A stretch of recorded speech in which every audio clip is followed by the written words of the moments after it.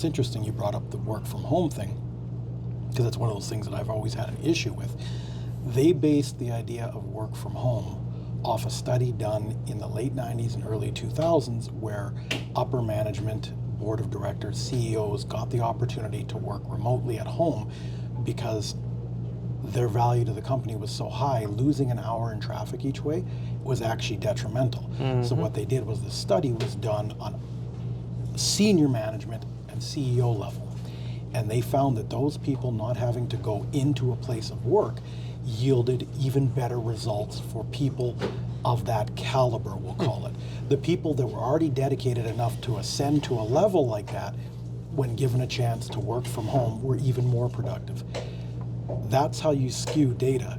See, people are more productive if they work from home. They should let everybody work from home. But the average person is just an average employee because of their mindset. When they don't have a supervisor, they were supposed to start work at 9, the alarm went off at 8:30, they finally rolled out of bed at 9:15, went to make a coffee.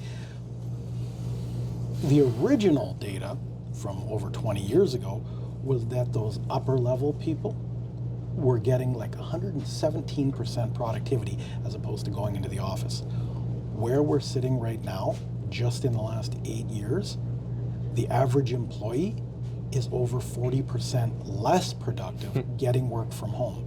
This is why businesses are actually shutting down. A lot are run very poorly, but you're getting less efficiency per employee, which means you either have to lay people off, which is the greedy corporation, or hire more people to underperform, resulting in not being able to pay them as much.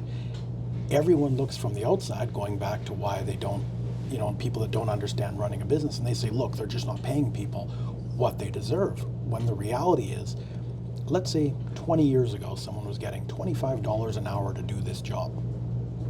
They did this job in a 40-hour work week. Now, because of social media saying you should get more time off, you should have mental health breaks, you should have all these things that result in you doing less work, but you want the same amount of pay. Yeah. So they're saying that 20 years, 25 years down the road, costs have gone up in the world, but they're not paying in relation to how the costs have gone up. But the reality is you now need 1.8 employees 25 years later to do what the one employee was doing back in the year 2000. So they're actually paying for the results at market rate, but we need 1.8. So let's say this $25,000 should be a $50,000 a year job now.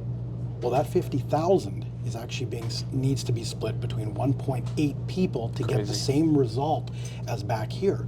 This is the math that people don't talk about. No one's getting underpaid. They're just not performing like 25 years ago. And when you bring up a topic like that, then they say, oh, back then people were abused, unfair working conditions, all that kind of stuff, as though it's 1890.